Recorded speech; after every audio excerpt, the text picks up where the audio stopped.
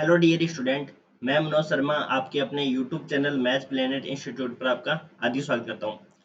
आज के लेक्चर में जो अपनी रिवीजन क्लास नंबर 4 है उसके बारे में मैं आपको बता देता हूं कि उसमें आपको मैं क्या करवाने वाला हूं। उससे पहले एक इन्फॉर्मेशन देता हूं मैं आपको। आज अपनी रिवीजन क्लासेज रहेगी 4। ठीक है। उससे पहले एक इन्फॉर्मेशन दे देता हूं मैं आपको कि जो नेसेसरी कंडीशन है, मैंने कल लास्ट लेक्चर में क्या करवाया था कि एफ जेड को एनालिटिक होने के लिए जो अपने पास दो कंडीशन होती है। एनालिटिक होने के लिए कितनी कंडीशन होती है? दो कंडीशन होती है। एक तो होती है नेसेसरी कंडीशन और एक होती है सफिशिएंट कंडीशन। एक नेसेसरी कंडीशन और एक होती है सफिशिएंट कंडीशंस। दो कंडीशन होती है। ठीक है। एक नेसेसरी कंडीशन होती है और एक होती है अपने पास सफिशिएंट कंडीशन। ठीक है। तो नेसेसरी कंडीशन मैंने आपको करवा दी है। इंपॉर्टेंट है, वो दोनों ही कंडीशन है। सी सेक्शन में एग्जाम में क्वेश्चन पूछा जाता है और ज्यादा संभावना इसकी रहती है, और ये लास्ट 2-3 इयर्स में बहुत बार पूछा हुआ है क्वेश्चन। सेक्शन सी में बड़ा क्वेश्चन है वो यहाँ से आता है। नेसेसरी कंडीशन या सफिशिएंट कंडीशन निकाल, सफिशिएंट कंडीशन पूछते हैं। अब मैंने आपको नेसेसरी कंडीशन तो करवा दी, लेकिन जो सफिशिएंट कंडीशन है वो थोड़ी सी लेंथी है। थोड़ी सी लेंथी का मतलब ये होता है कि आपको थोड़ा याद करना पड़ेगा कि उसको किस प्रकार से अपने को है ना प्रूफ करना है। तो उसके लिए मैंने क्या किया है, आपको यहाँ पे ना करवाकर, रिवीजन क्लास में ना करवाकर, मैंने आपको लेक्चर बता दिए हैं। कौन से वाले लेक्चर है उनका लिंक मैंने शेयर कर दिया ग्रुप में। और जिनको भी यदि लेक्चर का लिंक नहीं मिला है ना, वो इस नंबर पे एक बार व्हाट्सअप कर दो ताकि उनको भी लिंक शेयर कर दिया जाए। ठीक है। और प्लस में उनको साथ में नोट्स भी प्रोवाइड करवा दिए जाएंगे। जो अपने हैंड रिटन नोट्स हैं उन नोट्स को भी प्रोवाइड करवा दिए जाएंगे। और ताकि आपको नोट्स से फायदा ये हो जाएगा अपने कि आपको नोट्स नहीं बनाने पड़ेंगे। आप डायरेक्ट है ना उनको पढ़ सकते हो वीडियोज को, और नोट्स से देख सकते हो। ठीक है। तो ये फायदा हो जाएगा। जिन बच्चों ने भी नहीं मैसेज किया है वो मैसेज कर दो ताकि उनको नोट्स मिल जाए। और ये जो सफिशिएंट कंडीशन का लिंक है ना कि कौन से लेक्चर में है, वो ये सफिशिएंट कंडीशन का आपको लेक्चर मिलेगा, उसका भी मैं लिंक उस व्हाट्सएप ग्रुप पर सेंड कर दूंगा ताकि वो आप जो लेक्चर है वो वहां से आप देख सकते हो। ठीक है ना। क्योंकि यहाँ पे उसको करवाएंगे तो वही टाइम वेस्ट उसका ज्यादा होगा। क्यों? क्योंकि वो कम से कम आपका है ना 40 से 50 मिनट का उसका रिवीजन करवाना पड़ेगा, क्योंकि वो थोड़ी सी लेंथी इसलिए है क्योंकि वो थोड़ी सी रटने वाली सी है थ्योरम। और ये एग्जाम में बहुत बार पूछी हुई है थ्योरम को। मैं आपको बता रहा हूँ ये इस बार भी हो सकता है एग्जाम में आ सकती है। ठीक है ना। ये बहुत इंपॉर्टेंट थ्योरम की कैटेगरी में आता है। ठीक है। ये थ्योरम है वो पहले नहीं आती थी। पहले मतलब कि जैसे 5 साल से पहले जो ईयर थे उसमें ये सफिशिएंट कंडीशन ही पूछते थे, लेकिन लास्ट 5 इयर्स में ये बहुत बार पूछी जा चुकी है सफिशिएंट कंडीशन। इसलिए मैं आपको बता रहा हूँ बहुत इंपॉर्टेंट है। और यदि इंपॉर्टेंट नहीं होती तो मैं आपको स्किप करवा देता ये थ्योरम। ठीक है। लेकिन इंपॉर्टेंट, बहुत इंपॉर्टेंट ये थ्योरम। नेसेसरी कंडीशन कोई नहीं पूछता आजकल, सफिशिएंट कंडीशन को ज्यादा पूछने लग गए। ठीक है। नेसेसरी कंडीशन तो इजी है, वैसे भी आएगी तो भी आप कर लोगे। तो मैं आपको बता देता हूँ कि इस नंबर पे व्हाट्सअप कर दो ताकि उनको नोट्स भी प्रोवाइड करवा दिए जाए और ताकि ये लेक्चर सीरीज है, ताकि आपको कोई भी लेक्चर यदि आपको भाई ये कहूँ कि मैं आपको वहां से करना है तो मैं उसका लिंक शेयर कर दूंगा ताकि यहाँ पे आपका टाइम बच जाएगा। ठीक है ना। तो व्हाट्सअप कर देना 8005519125। और अपने फ्रेंड के साथ ज़्यादा से ज़्यादा इन लेक्चर्स को शेयर करो ताकि देखो सभी को मदद मिले। आप अपने जो व्हाट्सएप ग्रुप बना रखे हो, टेलीग्राम ग्रुप बना रखे हो, जहाँ कहीं भी अपने ग्रुप बना रखे हो वहाँ पे बीएससी के, तो वहाँ पे आप इसको शेयर करा करो, है ना, ताकि उनको सभी बच्चों को फायदा हो। तो व्हाट्सएप नंबर लिख देता हूँ मैं,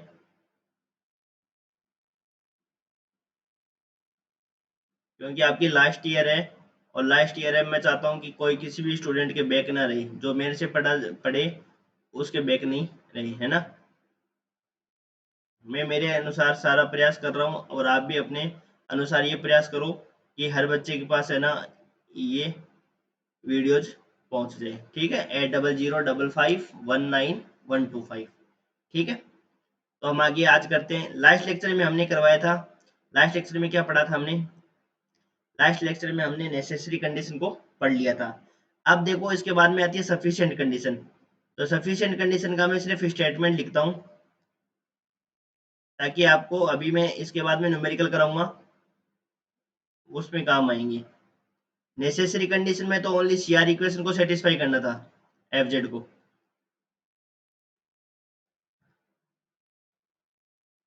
इसमें सीआर इक्वेशन को भी सेटिस्फाई करना है, और साथ में प्रथम कोटि के जो डेरिवेटिव है वो भी क्या होने चाहिए आपके पास, सतत होने चाहिए।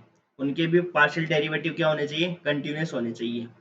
ठीक है, तो इसमें आपके दो कंडीशन है, और अपने को जितने भी न्यूमेरिकल क्वेश्चन करने हैं, एफ जेड को एनालिटिक बताना है, वो आपको सारे सफिशिएंट कंडीशन के अकॉर्डिंग ही प्रूव करने हैं। ठीक है, तो एक तो इसमें क्या होना चाहिए, सीआर इक्वेशन को सेटिस्फाई होना चाहिए। एक तो क्या होनी चाहिए, CR equation satisfy. CR equation होती है del you upon del x equal to del b upon del y, और del you upon del y equal to minus का del b upon del x. अपन आज 3-4 क्वेश्चन करेंगे देखो इसके। फिर दूसरा, यू तथा वी के, यू तथा वी के प्रथम कोटि के आंशिक अवकलज, यू तथा वी के प्रथम कोटि के आंशिक अवकलज क्या होने चाहिए, सतत होने चाहिए। प्रथम कोटि की, क्योंकि प्रथम कोटि के ये है ना, ये del you upon del x del you upon del Y है। प्रथम कोटि के आंशिक अवकलज क्या होने चाहिए, सतत। तो जितने भी अपन न्यूमेरिकल करेंगे वो सारे न्यूमेरिकल अपन किससे करेंगे, इस वाली कंडीशन का यूज करके। तो अपने को दो कंडीशन प्रूव करनी है, एक तो डेल, एक तो अपने को सीआर इक्वेशन को सेटिस्फाई कराना है, और दूसरा यू तथा वी के प्रथम कोटि के आंशिक अवकलज क्या होने चाहिए, कंटिन्यूअस होने चाहिए। यदि कोई भी फंक्शन इन दो कंडीशन को सेटिस्फाई करता है ना, तो वो फंक्शन क्या होगा आपके पास, एनालिटिक हो जाएगा। ठीक है, आज का लेक्चर तो हो सकता है थोड़ा बड़ा हो जाए, लेकिन अपन इसमें जितने भी न्यूमेरिकल क्वेश्चन इससे रिलेटेड बनेंगे, 3-4 क्वेश्चन है, और तीनों चारों क्वेश्चनों में से क्वेश्चन 101% एग्जाम में बी सेक्शन में पूछ लिया जाता है। तो उन चारों क्वेश्चनों को अपन करने की कोशिश करेंगे।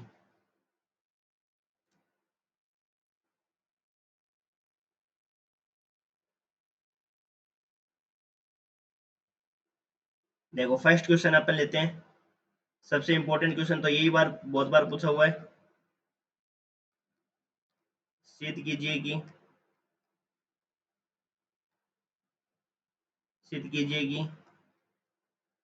एफ जेड इक्वल टू ए की पावर जेड सर्वत्र विश्लेषी फलन है।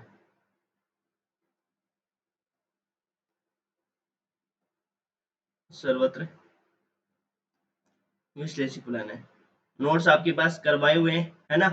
नोट्स तो आपके पास लिखे हुए होंगे या पीडीएफ फॉर्म में होंगे। तो अपन कोशिश करेंगे कम से कम थ्योरी लिखने की, फिर भी मैं पूरी लिख दूंगा थ्योरी, तो कोई दिक्कत नहीं आएगी। एफ जेड इक्वल टू अपने को ये बताना है, सर्वत्र विश्लेषिक फलन बताना है। तो सर्वत्र विश्लेषिक बताने के लिए अपन क्या बताएंगे, एक तो सीआर इक्वेशन सेटिस्फाई होनी चाहिए, और एक प्रथम कोटि के आंशिक अवकलज क्या होने चाहिए, सतत होने चाहिए। सबसे पहले एफ जेड इक्वल टू अपने पास क्या होता है, ई की पावर जेड दिया हुआ है। ठीक है, इंपॉर्टेंट क्वेश्चन की कैटेगरी में ये बहुत बार क्वेश्चन पूछ भी लिया गया है। एफ जेड इक्वल टू ई की पावर जेड, तो सबसे पहले एफ जेड को क्या लिखेंगे, एफ जेड लिखेंगे u x comma y plus iota v x comma y, और इसको क्या लिख देंगे, ए की पावर जेड इक्वल टू क्या होता है, एक्स प्लस आयोटा वाई। तो यहाँ से हो जाएगा u x comma y plus iota v x comma y. इसको क्या लिख सकते हैं, ए की पावर एक्स इंटू ए की power y. Z equal to अपन जानते हैं क्या होता है, एक्स प्लस आयोटा वाई, और ए की पावर आयोटा थीटा बराबर क्या होता है, cos theta plus iota sine theta. तो यहाँ से जब इसको सॉल्व करेंगे, simplify, u x comma y plus iota v x comma y equal to हो जाएगा ए की power x cos x plus iota cos x plus iota, ये वाई वाई है ना, तो कोस वाई आएगा ना यहाँ पे, cos y plus iota sine Y.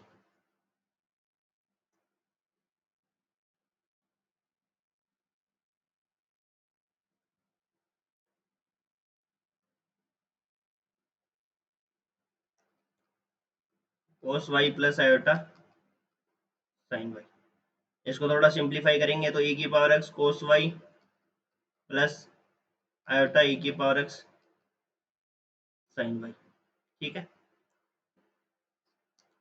यहाँ से हो जाएगा u x comma y plus iota v x comma y. वास्तविक व काल्पनिक भागों की तुलना करने पर।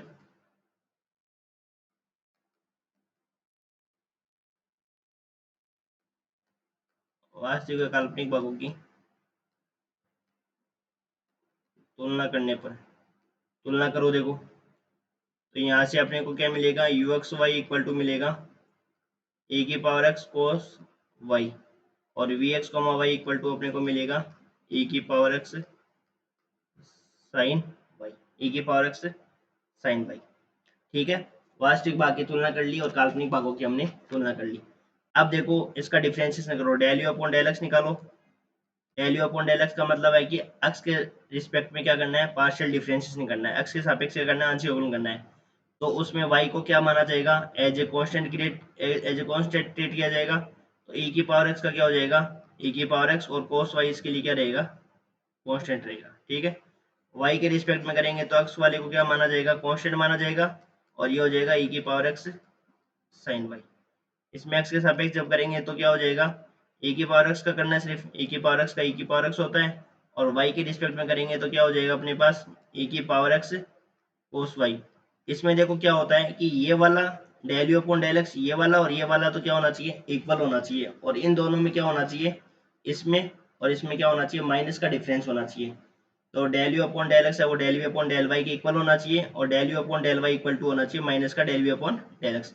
तो ये दोनों तो देखो इक्वल होने चाहिए, इक्वल, और इन दोनों में क्या होना चाहिए, माइनस का डिफरेंस होना चाहिए, मतलब माइनस आ गया ना, देखो ई की पावर एक्स साइन वाई होता है, ये माइनस का ई की power minus x sine y. ठीक है, तो ये चीजें होती हैं इसमें। तो याद करने का सिंपल तरीका होता है del you upon del x equal to del b upon del y, और del you upon del y equal to होता है माइनस का del you upon del x. तो यहाँ से हो जाएगी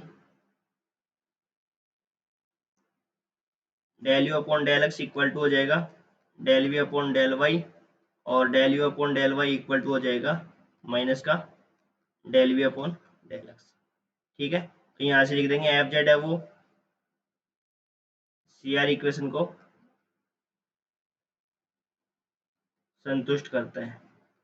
ठीक है, अब साथ में आपको ये बताना है कि फर्स्ट ऑर्डर के जो आंशिक अवकलज है वो सतत होने चाहिए। अब अपन देखते हैं कि देखो ये तो क्या है अपने पास, एक्सपोनेंशियल फंक्शन, मतलब क्या होता है, एक्सपोनेंशियल फंक्शन होता है चरघातांकी फलन और एक त्रिकोणमिति फलन का गुणा है, और अपन जानते हैं एक्सपोनेंशियल फंक्शन और चरघातांकी फलन और त्रिकोणमिति फलन सतत होते हैं, तो इन दोनों का मल्टीप्लाई भी क्या होगा, सतत होगा। तो यहाँ में देखो नोट्स में लिखे हुए हैं, तो अपन यहाँ से लिख सकते हैं u तथा v के आंशिक अवकलज,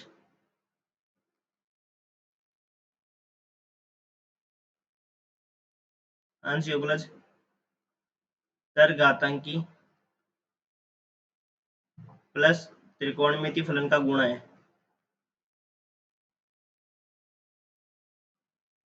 फलन का गुण है,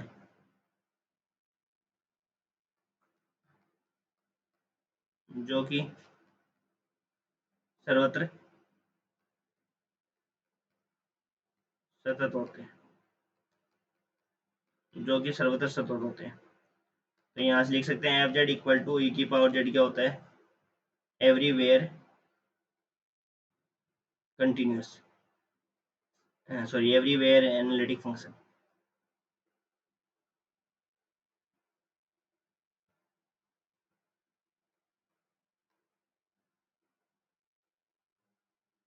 सर्वत्र विश्लेषिक फलन। ठीक है, तो इस प्रकार से अपने इस सवाल को करेंगे। और सवाल देखते हैं, देखो इसके,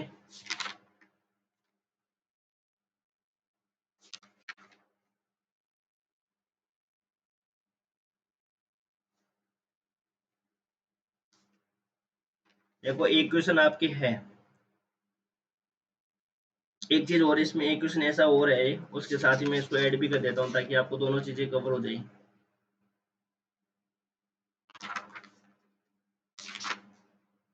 हाँ, ये आपको ये बताना सिद्ध कीजिए सर्वत्र विश्लेषिक फलन है, और साथ में एक चीज और ऐड कर देता हूँ मैं ताकि एक क्वेश्चन और बन जाएगा इसका, ताकि आप उन दोनों को मेरे को अलग अलग ना कराना पड़े। इसमें एक चीज और पूछी जा सकती है साथ में, तथा इसका उपलज ज्ञात करो। एक क्वेश्चन अलग से करवा भी रखा है मैंने, इसका उपलज भी ज्ञात करो। तो उपलज कैसे ज्ञात करेंगे, उपलज भी ज्ञात करो। ठीक है, तो दोनों चीजों में एक क्वेश्चन अलग से और बनाने का, e की पावर जेड एक विश्लेषिक फलन है, इसका अवकलज भी ज्ञात करो। ठीक है, तो इस क्वेश्चन को मैं ये इंक्लूड कर देता हूँ ताकि आपको अलग अलग न कराना पड़े। अब अपने को देखो ये एनालिटिक फंक्शन तो अपने सिद्ध कर दिया, अब इसका अपन को क्या दिखाना है, अब इसको अपने को क्या दिखाना है कि इसका जो डिफरेंशिएशन है, मतलब आपका क्या बताना है, अवकलज बताना है। इसका डिफरेंशिएशन क्या होगा, जब फलन है एवरीवेयर एनालिटिक फंक्शन होता है ना, तो उसका डिफरेंशिएशन जैसे एक्स एक्स का वैसे करते हैं ना, एक्स स्क्वायर का 2x करते हैं, इसी प्रकार e की पावर x का क्या करता है, e की पावर x, तो इसी प्रकार से e की पावर z का भी क्या होता है, e की पावर z ही होता है। तो उसको प्रूफ कैसे करते हैं, अवकलज कैसे निकालते हैं, एफ जेड इक्वल टू अपन जानते हैं क्या है, u प्लस आयोटा वी। ठीक है, u अपने पास क्या था बताओ, जब हमने कंपैरिजन करी थी तब u किस स्थान पर क्या था, e की पावर x कोस y, प्लस v के स्थान पर क्या था, e की पावर x साइन y। दोनों में कॉमन क्या गया, e की पावर x, आपको ये क्वेश्चन पूरा पूछ सकते हैं, ठीक है ना, कोस y plus iota sign y। और इसको अपन क्या लिख सकते हैं बताओ, ये तो e की पावर आयोटा y ही तो होता है, कोस y plus iota sign y, इन दोनों को ऐड करके लिखो तो e की power x plus iota y, और ये हो गया अपने पास e की पावर z। तो एफ जेड इसका डिफरेंशिएशन एफ डैश जेड कितना गया अपने पास, ये डिफरेंशिएशन हो गया अपने पास। इसमें हमने एक चीज नहीं लिखी ना, वो चीज रह गई थी अपने, वो चीज रह गई ना, सीधा ही कर दिया हमने, सीधी वैल्यू रख दी, ऐसे नहीं करना था। देखो एफ जेड इक्वल टू ऐसे करना था इसका, एफ जेड तो अपन क्या है, एफ जेड अपने पास क्या होता है, यू प्लस आयोटा वी। ठीक है, तो डिफरेंशिएशन करेंगे तो क्या हो जाएगा, f dash z equal to del you upon del x, और प्लस में iota del v upon del x. Del you upon del x की वैल्यू रखनी है अपने को, तो del you upon del x क्या था, ई की power x cos y plus iota e की पावर एक्स साइन वाई। ठीक है, ये गलती हो गई है ना, अपन सीधा ही कर दिया, अपन लिख दिया del you upon del x, इस स्टेप को ना लिख के सीधा ही कर दिया ई की पावर एक्स कोस वाई। ठीक है, f z equal to u plus iota y, फिर डिफरेंशिएशन करना है एक्स के रिस्पेक्ट में, और del you upon del x और del v upon del x, इनकी वैल्यू रखनी है, और वैल्यू उठा के रखेंगे तो अपन एफ डैश इसका डिफरेंशिएशन आ जाएगा ई की पावर जेड। अब देखो एक क्वेश्चन और करवाता हूं मैं, वो भी एग्जाम में पूछा हुआ है, फिर मैं आपको दो तीन क्वेश्चन आपको मैं देता हूँ, देखो आप उनमें उनको ट्राई करना। आप ये सोचोगे सर ये सारे करवा दे तो वो उस चीज से फिर आपको दिक्कत होगी, एक दो क्वेश्चन आप ट्राई कर लोगे ना तो यहाँ पे टाइम बच जाएगा, नहीं यही लेक्चर बढ़ाऊंगा तो मैं आपको 1 घंटे का चला जाएगा, इससे अच्छा आप दो क्वेश्चन आप खुद करोगे ना। जैसे इन वीडियो को देखो, आपको मैं कुछ चीजें बताता हूँ, देखो आप जैसे ये वीडियो देख लिया, दो क्वेश्चन देख लिया कि सर ने ऐसे करवाए, तो दो क्वेश्चन आप देखा करो कि उसके सेम जैसे क्वेश्चन कौन सा है, तो उनको खुद ट्राई करा करो, 10 या 15 मिनट लगेगी, हो जाएंगे तो आपके बेस्ट है, आपके माइंड में एक फिट हो जाएगा कि भाई इस तरीके से अपने को सारी चीजें करनी है। तो वो आप थोड़ी, अब आप मेहनत करना नहीं चाहते, दिक्कत ये है कि बच्चों को मेहनत होती नहीं है बच्चों से, ये बच्चे क्या सोचे कि सर ही सारा करवा दे और सर ही है ना बस ये हमें बता दे एग्जाम में कौन सा इंपॉर्टेंट है, आप खुद कितनी मेहनत कर रहे हो वो चीजें नहीं करते ना आप, दिक्कत वहीं आती है। यही आप देखो कॉम्प्लेक्स एनालिसिस की बच्चे अब वही कहते हैं स्टार्टिंग में सर हम कंपटीशन के, चलो आप मान लिया कंपटीशन की तैयारी करते हो, लेकिन कम से कम थोड़ा टाइम तो आप बीएससी की किताबों को दो, या आप बीएससी की डिग्री कर रहे हो, बीएससी की डिग्री में आप बीएससी की किताबों में आप टाइम नहीं देते हो तो फिर चीज़ें आपके लिए कॉम्प्लिकेटेड हो जाएगी आगे। यदि मान लो इन फ्यूचर में कभी तैयारी करनी पड़ गई टीचर की तो उसमें ये चीज़ें आती हैं आपकी, फिर वही बात अलग से पढ़ना पड़ेगा, इनको पढ़ना तो पड़ेगा बाद में भी, तो इतना थोड़ा सा तैयार कर लिया करो ताकि है ना आपको दिक्कत नहीं आए आगे। भाई कम से कम 1 महीने तो आप इन चीज़ों को दे दिया करो, अब 1 महीने भी नहीं देना चाहते और फिर भी ये सोचते हो कि हमारे नंबर अच्छे आ जाए, तो फिर थोड़ा चीज़ें क्या होती है पॉसिबल नहीं होती है, क्योंकि बीएससी भी क्या है टाइम मांगती है। जैसे ये क्वेश्चन 2019 में आया हुआ है, पूछा हुआ है कैसे करना देखो,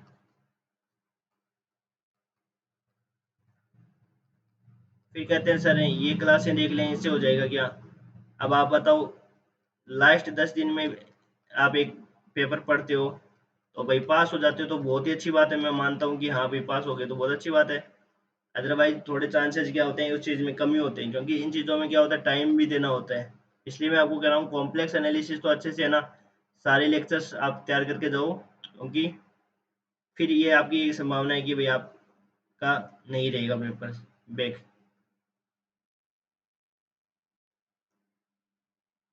विश्लेषी फलन नहीं है। तो अब देखो ये क्वेश्चन है, चलो ये क्वेश्चन भी मैं करवा दूंगा, फिर इसके अलावा एक दो क्वेश्चन और है जो मैं आपको होमवर्क दूंगा, वो उन क्वेश्चनों को आप ट्राई करना, उनसे हो जाएंगे तो आपके भाई ये आपका कॉन्सेप्ट क्लियर हो जाएगा। तो ये कह रहा है कि ये सर्वत्र सतत तो है परंतु विश्लेषिक फलन नहीं है। तो वही विश्लेषिक फलन के लिए सबसे पहली बात तो आपको देखना है कि x y plus iota y दे रखा है। ठीक है, तो पहले आपको क्या करना है, इसमें वही रियल पार्ट अलग करेंगे, इमेजिनरी पार्ट अलग करेंगे। ठीक है, तो यू एक्स कोमा वाई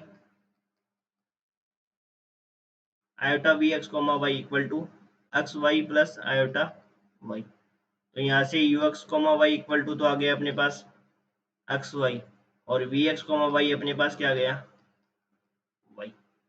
ठीक है, अब अपने को सर्व पहले तो क्या बताना है, सर्वत्र सतत है। तो सर्वत्र सतत तो देख ही रहे हैं अपन, दोनों अपने पास बहुपद फलन है, u भी बहुपद फलन है और v भी बहुपद फलन है, तो सर्वत्र सतत है ये तो लिख देंगे चूंकि u तथा v दोनों x तथा y में क्या है, बहुपद फलन है। x तथा y में क्या है, बहुपद फलन है।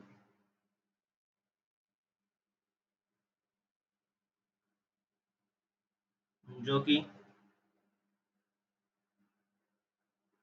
सर्वत्र सतत है, जो कि सर्वत्र सतत है। ठीक है, अब अपने को वही निकालो, del you upon del x निकालो। Del you upon del x x के सापेक्ष करना है, तो y क्या रहेगा, कांस्टेंट, और x का क्या हो जाएगा, 1। y के रिस्पेक्ट में करो, तो y के रिस्पेक्ट में करोगे तो ये आ जाएगा x। अब ये हो जाएगा del v upon del x का निकालो, तो x के रिस्पेक्ट में क्या हो जाएगा, 0, और y के रिस्पेक्ट में क्या हो जाएगा, 1। अब ये देखो ये दोनों इक्वल है क्या, और इन दोनों में माइनस का डिफरेंस है क्या, नहीं है ना इक्वल, तो ये फलन सीआर इक्वेशन को ही सेटिस्फाई नहीं कर रहा है, तो उसके आंशिक प्लस तो सतत हो चाहे मत हो, दोनों कंडीशन सेटिस्फाई होनी चाहिए।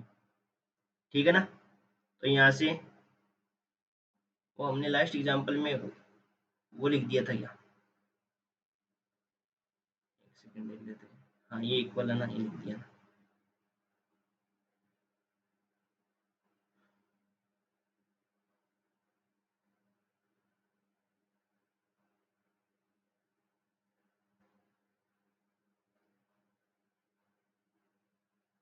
तो यहाँ से del you upon del x है वो किसके इक्वल नहीं है, del v upon del y की इक्वल नहीं है, और del you upon del y किसके इक्वल नहीं है, माइनस का del v upon del x की इक्वल नहीं है। तो यहाँ से एफ जेड क्या कर रहा है, सी आर इक्वेशन को सेटिस्फाई नहीं कर रहा है,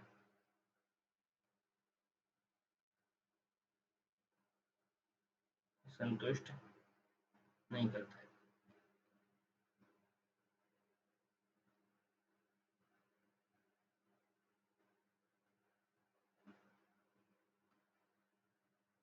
तो एफ जेड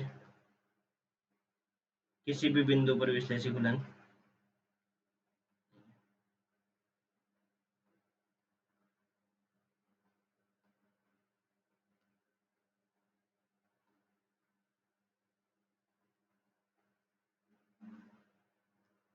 ठीक है, तो ये अपने पास हो गया।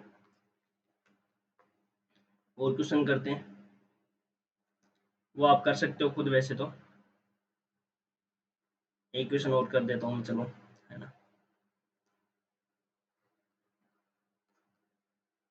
एफ जेड इक्वल टू अपने को दे रखा है जेड की पावर 3, और अपने को इसका क्या निकालना है, अवकलज भी याद करो।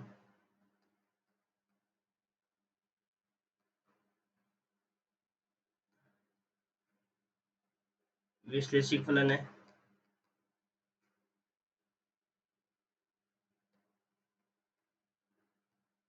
तथा इसका अवकलज भी याद करो।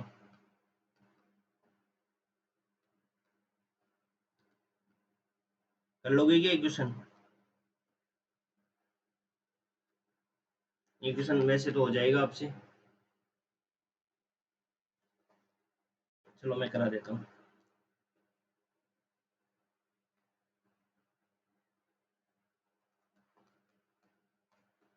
एफ जेड इक्वल टू अपने को क्या दे रखा है, जेड की power 3, u x comma y plus iota v x comma y equal to हो जाएगा अपने पास एक्स प्लस आयोटा वाई की पावर 3। ए प्लस बी का क्यूब क्या होता है, ए का क्यूब प्लस बी का cube plus 3 a square into b plus 3 a b का square x cube. Iota cube क्या होता है? माइनस आयोटा वाई की पावर 3, ये हो जाएगा 3x स्क्वायर आयोटा वाई, और ये हो जाएगा आयोटा का स्क्वायर -1 और वाई स्क्वायर 3x स्क्वायर। तो रियल पार्ट अलग कर लो, x cube minus 3x y square plus iota common, यहाँ से आ जाएगा 3x square y minus y की power 3 u x comma y plus iota v x comma Y.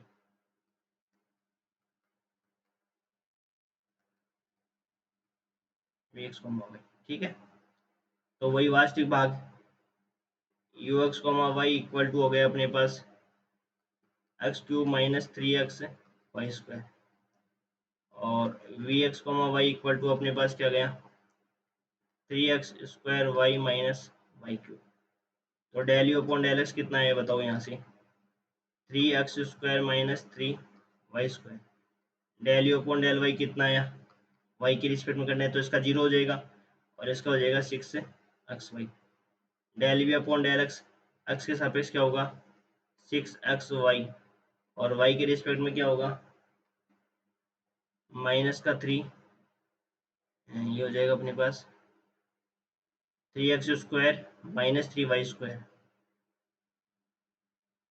3x square minus का 3 वाई स्क्वायर। ये दोनों इक्वल आ रहे हैं और इन दोनों में माइनस का डिफरेंस है, ठीक है। तो यहाँ से ये सी आर इक्वेशन तो सेटिस्फाई हो गई। Del you upon del x equal to del v upon del y, del you upon del y equal to हो जाएगा माइनस का del v upon del x, ठीक है। अब यहाँ से देखो u और v क्या है, u व v के जो आंशिक अवकलज है ना वो कैसे हैं, बहुपद फलन है। आंशिक अवकलज कैसे हैं, बहुपद फलन है, और बहुपद फलन क्या होते हैं सर्वत्र सतत होते हैं। एफ जेड क्या हो जाएगा एवरीवेयर एनालिटिक, एनालिटिक। अब अपने को क्या निकालना है, इसका डिफरेंशिएशन निकालना है।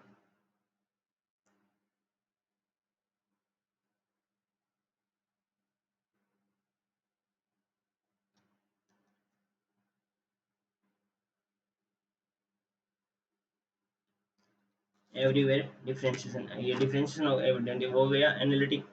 अब अपने को क्या निकालना है पार्ट 2, इसका डिफरेंशिएशन निकालना है। एफ जेड बराबर अपन जानते हैं क्या होता है यू प्लस आयोटा वी, यहाँ से एफ डैश जेड बराबर क्या हो जाएगा del you upon del x plus iota del v upon del x. Del you upon del x की वैल्यू क्या आई है अपने पास 3x स्क्वायर माइनस का 3 y square plus del v upon del x की वैल्यू क्या आई है 6x वाई। तो इसको देखो क्या लिख सकते हैं अपन 3x स्क्वायर माइनस का 3 y square plus iota 6x y, ठीक है। इसमें अपन कॉमन लें तो 3 कॉमन आ जाएगा, x square minus y square plus 2 iota x y, ठीक है। तो अब इसको क्या लिख सकते हैं बताओ, इसको लिख सकते हैं एक्स का होल स्क्वायर, एक्स का होल स्क्वायर। इसको क्या लिख सकते हैं ए प्लस बी का स्क्वायर बनेगा ना स्क्वायर के फॉर्म में, तो इसको लिख सकते हैं आयोटा वाई का square plus 2 into x into iota y, 2x y को लिख सकते हैं। तो ये देखो किस कैसा फॉर्मेट बन जाएगा बताओ, एक्स स्क्वायर ए का स्क्वायर प्लस बी का स्क्वायर प्लस 2ab क्या होता है ए प्लस बी का स्क्वायर, और ए प्लस बी का स्क्वायर यहाँ पे क्या लिख सकते हैं जेड का स्क्वायर। तो ये हो जाएगा इसका डिफरेंशिएशन 3z स्क्वायर। और वैसे भी अपन जानते हैं कि क्या होता है जेड की पावर 3 का 3z स्क्वायर, वो तब होता है जब फंक्शन क्या होता है एनालिटिक होता है तब, ठीक है। अब मैं आपको एक होमवर्क में दे दूँ एक क्वेश्चन, यदि आप करना चाहो तो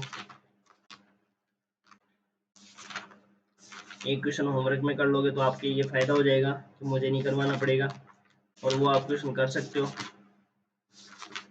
और नहीं समझ में आता है तो यहाँ पे आपको नोट्स में करवाया हुआ है, तो वहाँ से भी देख सकते हो आप।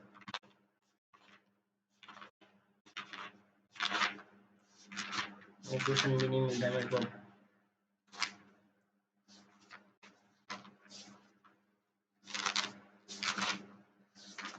आपकी किस्मत अच्छी है, जो क्वेश्चन नहीं मिल रहा है।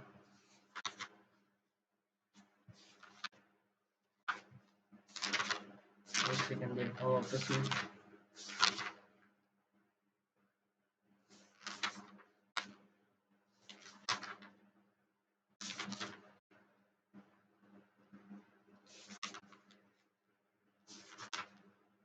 एक साइन हाइपरबोलिक का क्वेश्चन है, ऐसा क्वेश्चन है।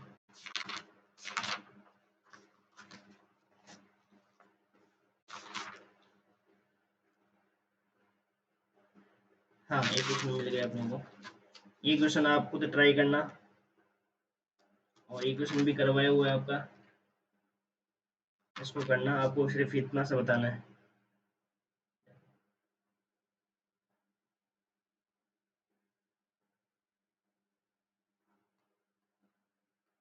और ये क्वेश्चन करके सब मुझे व्हाट्सअप करोगे सेल्फ करके।